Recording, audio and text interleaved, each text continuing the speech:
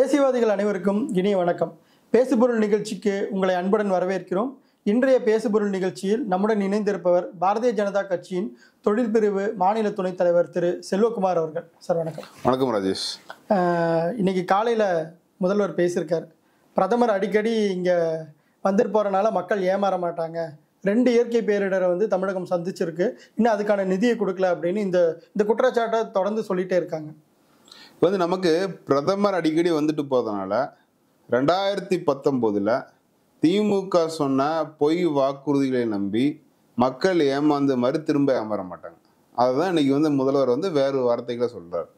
மக்கள் இவங்க என்ன சொன்னாங்க, நாங்கள் 2019 இப்போ இருக்கிற விளையாட்டுத்துறை அமைச்சர் விளையாட்டுத்தனமா என்ன சொன்னாருன்னா, எல்லாரும் போய் நகை அடமானம் வச்சு கடவாங்க, அடுத்தது வர்றது நம்ம ஆட்சி தான். அப்போ என்ன சொன்னாங்க, இடைத்தேர்தலில் சட்டமன்றங்களை நாங்கள் ஜெயிச்சு ஆட்சிக்கு வருவோம், அடுத்து வர்றது நம்ம ஆட்சி தான், வந்தால் நகைக்கடன் தள்ளுபடி பண்ணுறேன்னு சொன்னாங்க. சொன்னவங்களுக்கெல்லாம் நகைக்கடன் வச்சவங்க எத்தனை பேர் தள்ளுபடி பண்ணியிருக்காங்க? இது போல் நீட் ரத்துன்னு சொன்னாங்க, அது பண்ணவே கிடையாது. மாணவர்களுக்கு கல்வி கடன் ரத்து, அது பண்ண கிடையாது. இன்னைக்கு ஆட்சிக்கு வந்த பிறகு 3 துறையில அபரிமிதமான வளர்ச்சி தமிழகம் பார்க்குது. ஒன்று டாஸ்மாக்ல வைக்கிற சாராயம், 2வது பள்ளி மாணவர்கள் வைக்கிற கஞ்சா, 3வது போதைப் பொருள். இப்போ இந்த ஆட்சியை ஏன் ஓட்டு போட்ட அப்படின்னு மக்கள் ஏமாற்றத்தில் தான் இருக்காங்க. பிரதமர் வருவது அவர் மீது மிகப்பெரிய நம்பிக்கை உருவாக்கி இருக்கு. 2வது இந்த தேர்தலில் பாஜக மிகப்பெரிய வெற்றி அடைங்கிறதுல சந்தேகமே கிடையாது. இப்போ நீங்கள் கேட்டால் அந்த கேள்விக்கு வரேன், தேசிய பேரிடர் நிதி தரல அப்படின்னு சொல்றாங்க. இப்போ நமக்கு காங்கிரஸ் ஆட்சி காலத்தில் பார்த்தோம்னா அனைத்து மாநிலங்களுமே ஏதாவது பேரிடர் நடந்துச்சு அப்படின்னா அதற்கான மதிப்பீட்டுக்குழு வருவாங்க. அவர்களுக்கு இவங்க ஒரு பெட்டிஷன் கொடுப்பாங்க.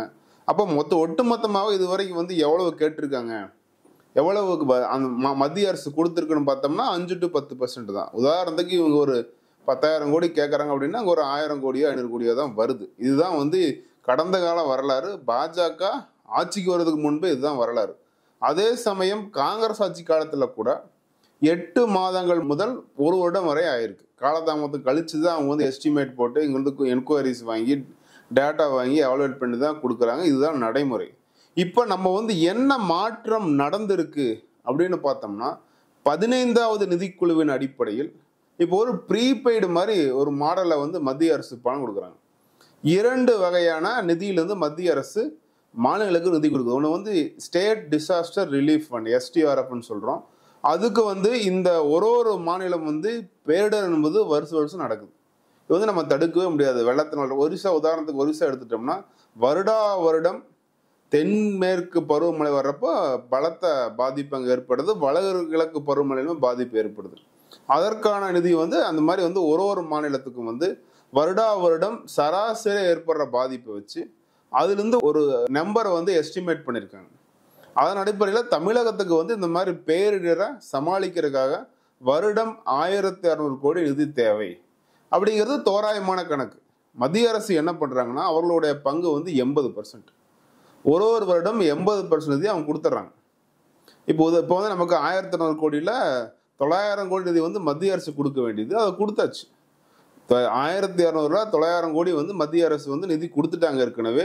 அதில் கொஞ்சம் பெண்டிங் இருந்தது கூட சென்னையில் மிச்சாங் புயல் வந்தோடனே அடுத்த ஒரு சில நாள்லேயே அந்த நிதி மாநில அரசுக்கு வந்துடுச்சு. இது STRF நிதி. 2வது நேஷனல் டிசாஸ்டர் மிட்டிகேஷன் ஃபண்டுன்னு ஒன்று இருக்கு. அது வழக்கமாக ஏற்படுற பாதிப்புகளை விட ஒரு மாநிலத்தில் ஏதாவது ஒரு பகுதியில் அதிக பாதிப்பு ஏற்பட்டால் அதற்காக கூடுதல் நிதி தேவையின் அடிப்படையில் வழங்குவது. அந்த நிதியிலிருந்து கூட மத்திய அரசு, மோடியின் அரசு தமிழகத்துக்கு 561 கோடி கொடுத்துட்டாங்க. இந்த 2 நிதியும் வந்த பிறகுதான் முதல்வர் அவர்களே ஒரு குடும்பத்துக்கும் 6000 நிதி கொடுத்தாங்க. அந்த நிதி நம்ம பத்தாதுன்னு சொன்னோம். நம்ம மத்திய அரசு இன்னைக்கு தெளிவாக கைட்லைன் கொடுத்துருக்காங்க.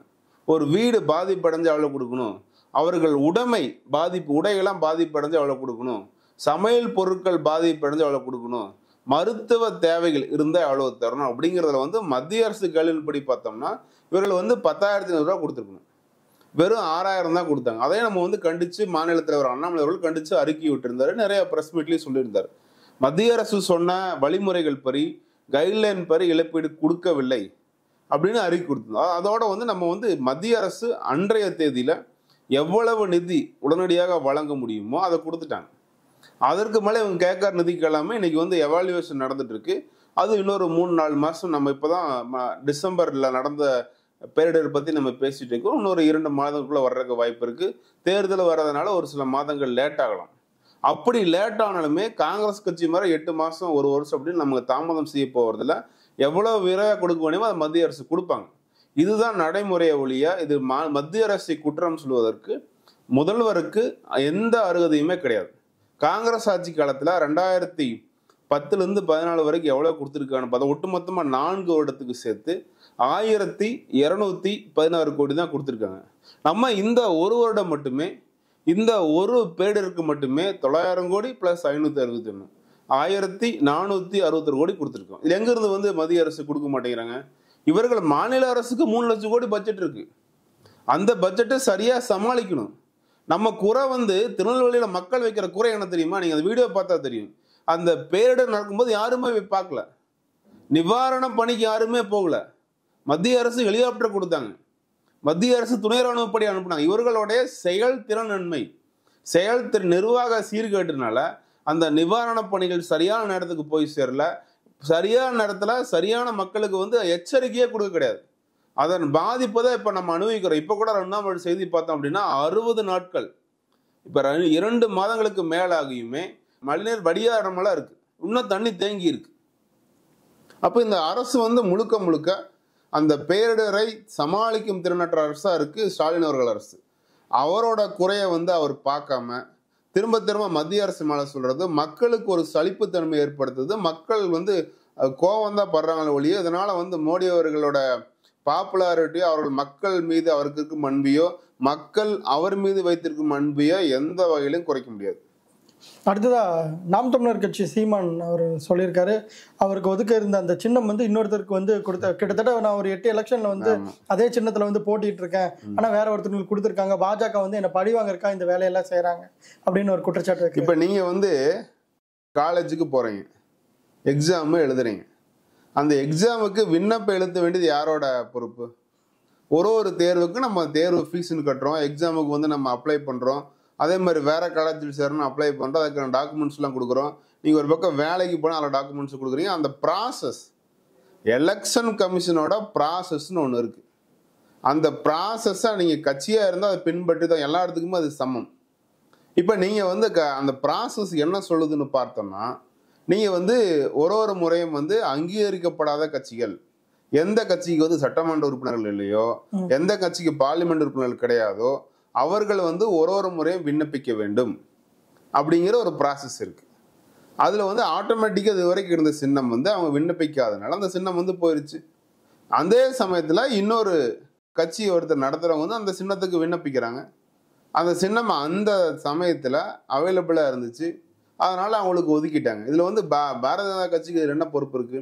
இவர்கள் சரியாக ஒரு செயலை செய்யாத காரணத்தால் எந்த அந்த ஒரு செயல்முறைங்கிறத அவங்க பின்பற்றவே கிடையாது. அதுக்கு வந்து பிஜேபி குறை சொன்னா எந்த வகையில் நம்ம ஏத்துக்க முடியும்? இது வந்து அவருடைய தவறே ஒழிய, இவரா போய் செவுத்துல விழுந்துட்டு இவரா ரோட்ல போறப்ப தடுக்கி விழுந்தாலும் அதுக்கு பிஜேபி பொறுப்புன்னு சொல்ற மாதிரி முழுக்க முழுக்க சீமான் அவர்களும் அவருடைய கட்சியும் வேடிக்கை பார்த்து தூங்கிட்டாங்க. குறித்த நேரத்துல கட்சி நடத்துறாங்களா இல்ல வந்து வாட்ஸ்அப் குரூப் நடத்துறாங்களான்னு தெரியல. வாட்ஸ்அப் குரூப்புக்கு வேணா நீங்க ரெனியூவல் ப்ராசஸ் இல்லை, அதனால வந்து அந்த மாதிரி ஒரு எண்ணத்துல இருந்ததுனால நான் வாட்ஸ்அப்ல டிபி வச்சுட்டேன், இந்த சின்னம் எனக்கு வேணும், எனக்கு சின்னம் எனக்கு தான் அப்படின்னு நம்புற மாதிரி, அது ரொம்ப காப்பிரைட் மாதிரி நம்ம வந்து ஒரு டிசைனை நம்ம கொடுத்துட்டோம், டிசைனை வந்து நான் கவர்மெண்ட்ல அப்ளை பண்ணிட்டா காப்பிரைட் ஓனர் நான் தான், இந்த சின்னத்துக்கு நான் தான் ஓனர் அப்படிங்கிற மாதிரி இவர்களுடைய இயலாமை, இவர்களுடைய சோம்பேறித்தனம், அதன் பாதிப்பாக தான் இன்னைக்கு அந்த சின்னத்தை வந்து இந்த கட்சி இழந்திருக்க ஒழிய அதற்கும் பிஜேபிக்கு எந்த சம்மந்தமும் கிடையாது. இதுல வந்து இன்னைக்கு ஒரு காலையில ஒரு தினமலர்ல கூட ஒரு பேட்டி பார்த்தேன், நான் வந்து தாமரையை முடக்க போறேன், சூரியனை வந்து 2 கையில வச்சு மறைக்கிறேன் அப்படிங்கிற மாதிரி. இன்னைக்கு வந்து இந்தியாவில மட்டுமில்ல உலகத்திலே மிகப்பெரிய கட்சி பிஜேபி, அதிக எண்ணிக்கையில லோக்சபா எம்பிக்கள் இருக்கிற கட்சி பிஜேபி, அதிக எண்ணிக்கையில வந்து ராஜ்யசபா எம்பி, அதிக எண்ணிக்கையில வந்து சட்டசபை உறுப்பினர்கள், கீழே ஒரு லெவல்லையும் நம்ம உள்ளாட்சி அமைப்புகள்ல அதிக உறுப்பினர்கள் கொண்ட கட்சி வந்து பாரதிய ஜனதா கட்சி. அதோட சின்னத்தை எப்படி முடக்க முடியும்? அடிப்படை புரிதல் இல்லாம. இல்ல, அவர் ஒரு கேள்வி கேட்கிறாரு, புலி மயில் இந்த மாதிரி இதெல்லாம் வந்து தேசிய விலங்கு, தேசிய பறவைன்னு சொல்லிட்டு நம்ம அதுக்கு சின்னம்லாம் கொடுக்கறது இல்லை. அப்போ வந்து தாமரை வந்து தேசிய மலர் தானே, அப்புறம் எப்படி கொடுத்தாங்க அப்படின்ற கேள்வி இப்போ கேட்குறேன். கை கூட எல்லா இடத்துக்குமே இருக்கு. தாமரை வந்து அந்த காலகட்டத்துல கொடுத்தாங்க. அது வந்து என்னைக்கு பயன்பாட்டுக்கு வந்து தாமரை சின்னம் கேட்குறப்போ பிஜேபி பெரிய கட்சியா? எத்தனை ஸ்டேட்ல ஆட்சியில் இருந்தாங்க? தாமரை சின்னம் வாங்கும்பொழுது பிஜேபியும் சின்ன கட்சி தான். ஏன் அதிமுக முதல் சின்னமே தாமரை தானே. எம்ஜிஆர் அவங்க விருப்பம் தாமரை தானே வரைஞ்சிருந்தாங்க. அந்த சின்னம் நம்ம கேட்டோம், கொடுத்தாங்க. அது மாதிரி வந்து புலி அப்படிங்கிறது வந்து கொடுக்கூடாது. எல்லா இடத்துக்கும் அந்த சட்டம் பொதுவானது தானே. அதே மாதிரி இவர்கள் ஒரு சின்னத்தை வரைஞ்சு கேட்கலாமே. ரட்டளைங்கிறது அவர்களா வரைஞ்சு கேட்டாங்க. உதய சின்னம் அவர்களா கொடுத்து கேட்டாங்க, கிடைச்சது. அந்த மாதிரி இவர்களும் ஒரு சின்னத்தை கேட்கலாம். அதுக்கு முழு உரிமையும் இருக்கு. ஏற்கனவே சட்டத்துல போய் சட்டத்தை ஒன்னா பின்பற்றணும், இல்லை வந்து அது என்ன போட்டிருக்கணும் தெரிஞ்சுக்கணும். அது படிப்பறிவும் இல்லாம சொல் புத்தியும் இல்லாம ஏதோ ஒரு குறை சொல்லணும், அப்படியே குறை சொல்லணும் போய் நம்ம என்ன பண்ண முடியும்? அது வந்து முழுக்க முழுக்க இப்ப என்ன பண்றதுன்னு தெரியாம தடுமாறுறாங்க. அது அவர்களுடைய இயலாமை, அவர்களுடைய பொறுப்பற்ற தன்மை, கேர்லெஸ்ஸா விட்டுட்டு இப்ப நம்மளை குறை சொல்லி என்ன பயன்? அடுத்ததான் இந்த போதைப் பொருள் கடத்தல் வழக்குல ஜாபர் சாதிக் அவர் மேல வந்து அவர் தான் வந்து திமுகவோட பொறுப்புல இருந்திருக்காரு. திமுகல இருந்து விலக்கிட்டாங்க. ஆனா அவரை டார்கெட் பண்றதை விட அமீர் அதிகமா டார்கெட் பண்றாங்க. அமீர் தானே அதிகமா பேசுறாரு, அரசியல் பேசுறாருல்ல, திமுகவுக்கு வரிஞ்சொட்டிட்டு போய் முட்டு கொடுக்குறாருல்ல, பிஜேபி திட்டுறாருல்ல. இப்ப அவர் ஒரு கட்சி சார்பற்று போகும் பொழுது அவர் தான் பிரபலமான நபர். நம்மை பொறுத்தவரை இதுவரைக்கும் இருக்கும் ஆதாரத்தை பொறுத்தவரை ஜாஃபர் சாதிக்கு எந்த அளவு பங்கு இருக்கிறதோ, எந்த அளவு அந்த பொருட்களை கடத்தி பொருள் சம்பாதித்தாரோ, அந்த பொருளை அதில் வரும் வருமானத்தை திரைத்துறையில் முதலீடு செய்தது வந்து அமீர் சுல்தான். அவர் கம்பெனிலேயே ஷேர் ஹோல்டிங் வச்சிருக்காரு. 2 பேரும் சேர்ந்து ஒரு பார்ட்னர்ஷிப் போட்டு கம்பெனி வச்சிருக்காங்க.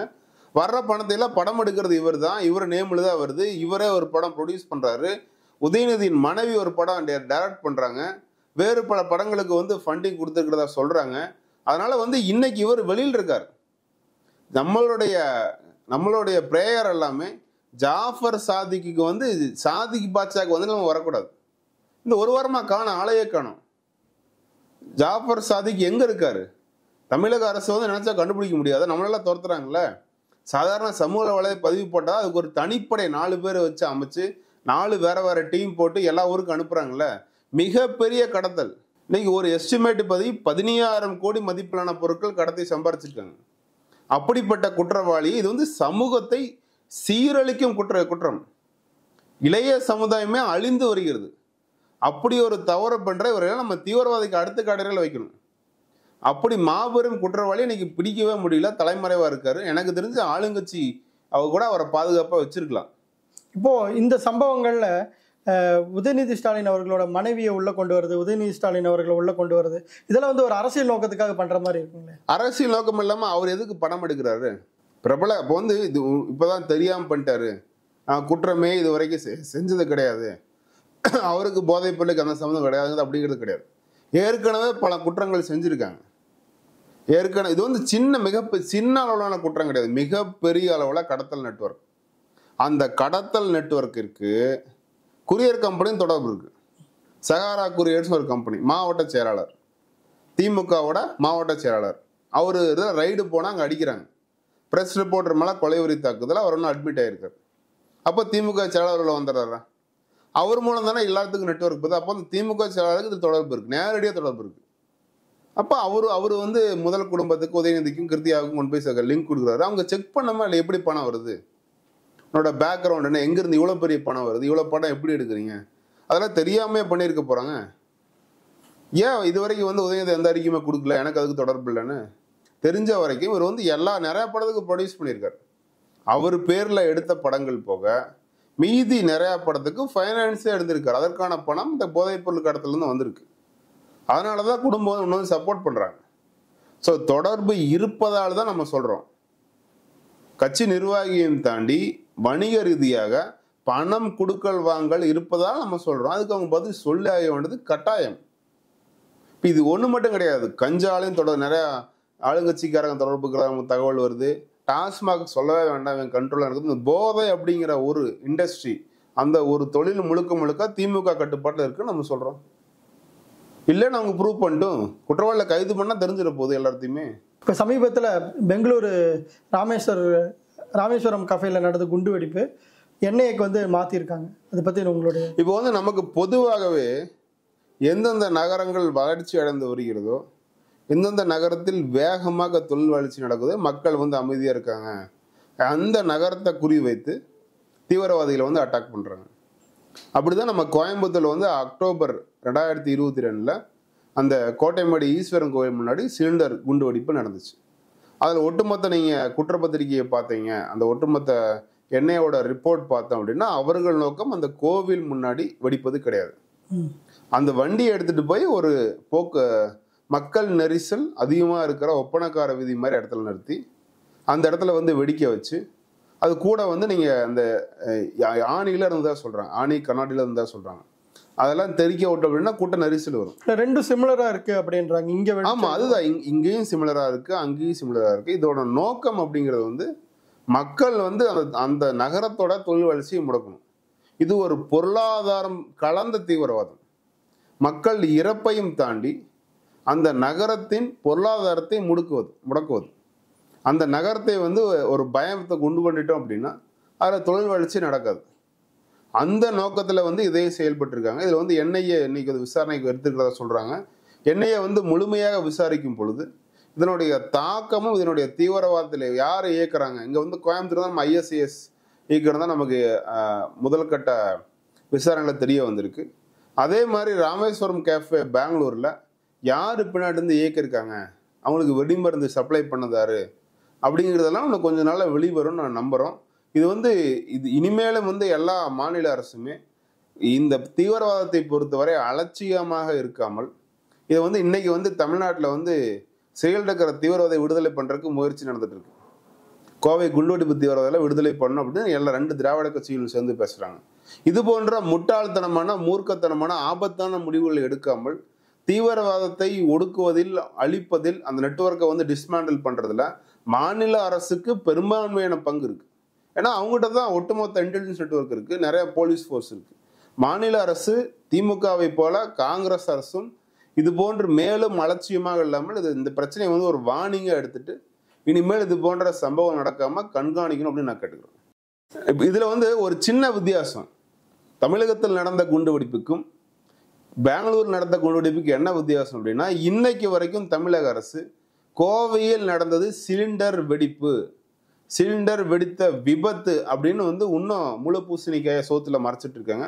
அந்த வகையில கர்நாடகா முதல்வர் சித்தராமையா இது வந்து தீவிரவாத செயல் தான், இது வந்து தீவிரவாத வெடிகுண்டு வெடிதான் வெடிச்சிருக்கு, திட்டமிட்டு தான் பண்ணியிருக்காங்க அப்படிங்கிறத வந்து அவர் ஒத்துக்கிட்டார். அதுக்காக அவரை பாராட்டலாம். தமிழக அரசு நம்ம வைக்கிற கோரிக்கை அப்படின்னா இனிமேலாவது, இப்போ நீங்கள் மக்கள்கிட்ட திரும்ப வாக்கு கேட்க போக நிலைமையில் இருக்கிறீங்க, இனிமேலாவது வந்து ஒரு மன்னிப்பு கேட்கணும். நாங்கள் வந்து தவறாக கோவையில் வந்து சிலிண்டர் வெடிப்புன்னு தவறாக சொல்லிட்டோம், அது உண்மையிலேயே மிகப்பெரிய தீவிரவாத நெட்வொர்க்கில் ஒரு சின்ன செயல் தான், அது கூட தற்செயலாக நடந்தது, அது கடவுள் அருளால் அந்த இடத்துல நடக்காமல் இருந்தால் என்ன இருக்குன்னு நமக்கு தெரியாது அப்படின்னு மன்னிப்பு கேட்கணும்னு நான் கேட்குறேன். பாஜக சார்பில் கோயம்புத்தூர் ஃபுல்லாக போஸ்டர் ஒட்டியிருக்கீங்க, பார்க்க முடியுது, கோவை 2.1 அப்படின்னு. என்ன இது வந்து நமக்கு வந்து கோவையோட வளர்ச்சி என்பது கடந்த 20 வருடங்களாக தேங்கிவிட்டது. நம்ம கடைசியாக வந்து 99 பாஜக எம்பி வந்து சிபிஆர் அண்ணன் வந்து இங்கிருந்து ஜெயிச்சு போயிருந்தாரு. அவர் வந்து மத்தியில் எம்பியாக இருக்கிறப்ப பிரதமராக வந்து வாஜ்பாய் அவர்கள் இருந்தார். அந்த இருவரும் இருக்கும் காலகட்டத்தில் கோவைக்கு தேவையான அனைத்து திட்டமே கிடைச்சது. 98 குண்டுவெடிப்புக்கு பிறகு கோவையின் பொருளாதாரத்தை மீட்டு கொண்டு வந்ததில் 2 பேருக்கு பங்குமா இருக்குது. மத்தியில் வாஜ்பாய் அரசும் இங்கே கோவை தொகுதியோட எம்பிஆர் சிபிஆர் அண்ணன் அவர்களோட உழைப்பு இருந்துச்சு. அதனால் நம்ம 2003 அப்படிங்கிறப்ப திரும்ப இயல்பு நிலைக்கு வந்துட்டோம். இந்த நிலையை நம்ம பார்த்தோம் அப்படின்னா கடந்த 20 வருடங்களாக கோவையில் எந்த வளர்ச்சி திட்டமுமே கிடையாது. மற்ற மாநிலங்கள் மற்ற நகரத்தை எடுத்துக்கிட்டிங்கன்னா அவங்களாம் ஜெட்டு வேகத்தில் போயிட்டாங்க, நம்ம மாட்டு வண்டி மாதிரி போயிட்டு இருக்கோம். இங்கே வந்து நிறையா திட்டங்கள் எது வரணுமோ அது வரல. உதாரணத்துக்கு நம்ம ஏர்போர்ட் எடுத்துட்டோம் அப்படின்னா 2010 கொச்சின்லையும் கோயம்புத்தூர்லையும் புது ஏர்போர்ட் வேணும்னு முடிவு பண்ணுறாங்க. கோவையில் அப்போ இருக்கிற திமுக அரசு என்ன சொல்கிறாங்கன்னு பார்த்தோன்னா, நாங்கள் வந்து இருக்கிற ஏர்போர்ட்டுக்கு பக்கத்தில் இடம் வாங்கி தரோம், இங்கேயே வந்து எக்ஸ்பாண்ட் பண்ணுங்கன்னு சொல்கிறாங்க. கொச்சினில் கேரளா அரசு நாங்கள் புதுசாக இடம் வாங்கி தரோம், நீங்கள் வந்து பப்ளிக் ப்ரைவேட் பார்ட்னர்ஷிப்பில் கட்டுங்கன்னு சொல்கிறாங்க. அந்த ஏர்போர்ட் புதுசாக கிரீன்ஃபீல்டு ஏர்போர்ட் என்னன்னு சொல்லப்படும் புதிதாக ஒரு இடத்த எடுத்து அதுக்கு ரோடு போட்டு எல்லாமே கட்டி அந்த ஏர்போர்ட் பயன்பாட்டுக்கு வந்து இன்னைக்கு 7-8 வருஷம் ஆச்சு. கோயம்புத்தூர்ல அதே நிலைமையில தான் இருக்கு. அதற்கான காரணம் மாநில அரசின் கையாளாகத்தனம். முன்னாடி இருந்த ஏடிஎம்கே கவர்மெண்ட்டும் சரி, இப்ப இருக்கிற திமுக கவர்மெண்ட்டும் சரி, இந்த முழுமையாக தேவைப்பட்ட இடத்த மத்திய அரசிடம் கொடுக்காமல் இழுத்தடிக்கிறாங்க. அந்த காரணத்தினாலதான் இன்னைக்கு வந்து ஏர்போர்ட் வந்து நமக்கு ஏர்போர்ட்டோட விரிவாக்கம் நடக்கல. இதனால பார்த்தோம்னா இன்னைக்கு நம்ம வந்து கோவைக்கு வந்து 1 மணி நேரத்துக்கு 500 பேசஞ்சர் தான், 500 பயணியர் தான் பயணிக்க முடியும். அதை 10 மடங்கு அதிகமாக நம்ம கெப்பாசிட்டி தேவை. நமக்கு பூனேல இருக்கிற மாதிரி பெரிய ஏர்போர்ட்டு, ஹைதராபாத் மாதிரி பெரிய ஏர்போர்ட்டு, கொச்சின் மாதிரி ஏர்போர்ட் நமக்கு தேவை. இது வந்தாதான் இங்க இருக்கிற தொழில் வளம் வந்து பெருகும். இப்போ நம்ம ஐடி கம்பெனி எல்லாமே வந்துருச்சு. 30,000-40,000 பேர் வேலை செய்யறாங்க. அவர்களெல்லாம் வெளிநாட்டுக்கு போறதுனா எப்படி போக முடியும்? இங்கிருந்து கார் எடுத்துட்டு கொச்சின் போறாங்க, இல்லைன்னா இங்கிருந்து கார்ல பெங்களூர் போய் அங்கிருந்து ஃபிளைட் பிடிச்சி போறாங்க. இங்கிருந்து நம்ம சென்னை போய் அங்கிருந்து மாற்ற வேண்டிய கட்டாயம் இருக்கு. இதெல்லாம் மாறணும் அப்படின்னா உடனடியாக மத்திய அரசிடம் மாநில அரசு அந்த நிலத்தை ஒப்படைக்க வேண்டும். ஒப்படைக்கும் பொழுது மத்திய அரசு அடுத்த 3 வருஷத்துல விமான நிலையம் கட்டி தருவாங்க. அது விமான நிலையங்கிறத முக்கியமான கோரிக்கையை வைக்கிறோம். அப்ப எல்என்டி பைபாஸ் எடுத்துட்டீங்க அப்படின்னா அது 27 கிலோமீட்டர் ரோடு. நீங்க மேப்ல பார்த்தா தெரியும், ஸ்ட்ரெயிட் லைனா இருக்கும். 27 கிலோமீட்டர் ரோடு 20 வருஷம் முன்னாடி போட்டது. அந்த ரோட்ல தான் இன்னைக்கு கோயம்புத்தூர் மாவட்டத்தில் மிக அதிகமான விபத்து நடக்குது. கோயம்புத்தூர் மாவட்டத்தில் நடக்கிற விபத்துல 15% விபத்து அந்த ஒரு ரோட்ல நடக்குது. அதை வந்து மாற்றணும் அப்படின்னா அது திரும்ப விமான நிலையம் அங்கே வர்றதுனால ஒட்டுமொத்தமா உயர்மட்ட 8 வழி சாலையா மாத்திரணும்.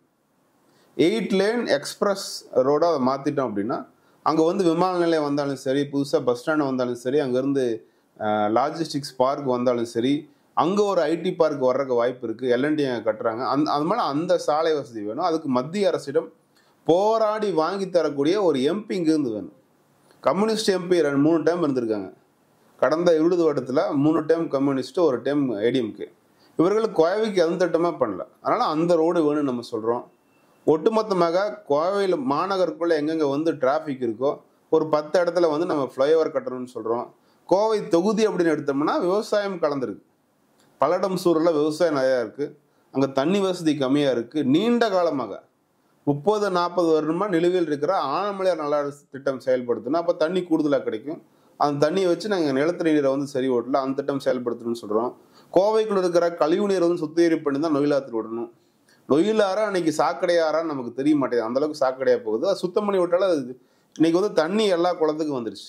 அந்த தண்ணியை சுத்தம் பண்றதுக்கான அடுத்த முயற்சி நம்ம எடுக்கணும். அதே சமயம் ஸ்மார்ட் சிட்டி 1 அப்படிங்கிறது ஓரளவுக்கு தான் சக்சஸ். முன்னாடி இந்த 2 கவர்மெண்ட்டுமே சரியா செயல்படுத்தல. அது அதனோட பலன். இந்த மாநகராட்சி முழுக்க போகணும் அப்படின்னா நிறைய திட்டங்கள் நம்ம செயல்படுத்தணும். நிறைய காலி இடங்களை மரம் வைக்கணும். நிறைய சாலைகளில் வந்து நீங்க ரன்னிங்கு தனியாக ட்ராக் கொடுக்கணும். சைக்கிளிங் வசதி ஏற்படுத்தணும். இதெல்லாம் பண்றதுக்கு ஸ்மார்ட் சிட்டி 2 நம்ம திட்டம் நமக்கு தேவைப்படுது. அதே சமயம் விவசாயிகள், தென்னை விவசாயிகள் கல்லுக்கடையை திறக்கணும். நம்ம வந்து சின்ன வெங்காயம் அப்படிங்கிறது கோயம்புத்தூர் மாவட்டம் நிறைய உற்பத்தி ஆகுது. அதற்கு ஏற்றுமதி தடை, அதை வந்து நம்ம நிரந்தர விலக்கு வேணும்னு சொல்றோம். அப்புறம் வந்து நமக்கு வந்து மெட்ரோ திட்டம் வந்து எல்லா இடத்தோட கோரிக்கையா இருக்கு. இனிமேல் வந்து நம்ம பிரைவேட் டிரான்ஸ்போர்ட் விட்டு பப்ளிக் டிரான்ஸ்போர்ட்ல போறதான் சேஃப். அது மக்களுக்கும் சரி, அரசுக்கும் சரி.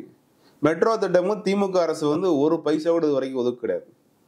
அது வந்து என்ன பண்ணிருக்கான்னு இப்ப பார்த்தோம்னா இந்த பட்ஜெட்ல வந்து கிளாம்பாக்கத்துல தேவையில்லாத ஒரு பேருந்து நிலையத்தை கட்டி அந்த பேருந்து நிலையம் போறதுக்கு 5000 கோடி மெட்ரோ கொடுத்துருக்காங்க. அந்த 5000 கோடி வந்து கோயம்புத்தூர் கொடுத்தா மெட்ரோ ஏதோ ஒரு ரோட்லயே போட்டிருக்கலாம். நமக்கு மெட்ரோ திட்டம் வந்து தேவைப்படுது. மத்திய அரசு வந்து சுய தொழில் முனைவோருக்கான எக்கச்சக்கமான ஸ்கீம்ஸ் இருக்கு. இன்னைக்கு கோயம்புத்தூர் கார்பரேஷன்ல 14,000 சாலையோர வியாபாரிகளுக்கு வந்து ஸ்வாநிதி கொடுத்துருக்காங்க. அதுல அடுத்த கட்டம் செயல்படுத்துறதுக்கு ஒரு எம்பி இங்க இருந்தாதான் அந்த பேங்க்ல பேசி லோன் வாங்கி தரணும். ஆளுங்கட்சி எம்பி ஒன்று சிறப்பாக செயல்படக்கூடிய எம்பியா இருக்கணும். அந்த மாதிரி ஒருத்தர் வந்து சாலையோர வியாபார திட்டத்தை செயல்படுத்தணும். விஸ்வகர்மா ஸ்கீம் வந்து இன்னும் இப்பதான் ஆரம்ப கட்டத்தில் இருக்கு. நம்ம எடுத்த சர்வே படி ஒரு 50,000-76,000 பேருக்கு அந்த லோன் தேவைப்படும், அந்த தொழில் பண்றவங்க. அதற்கு வந்து நம்ம அதை செயல்படுத்தக்கூடிய ஒரு எம்பி தேவைன்னு நம்ம சொல்றோம். அப்புறம் வந்து முத்ரா லோன் நிறைய தரணும். ஸ்டார்ட் அப் நம்ம வந்து பெங்களூருக்குனே எங்க தொழில்நுட்பங்கள் வந்திருக்கலாம், அது வந்து வராம இருக்கு.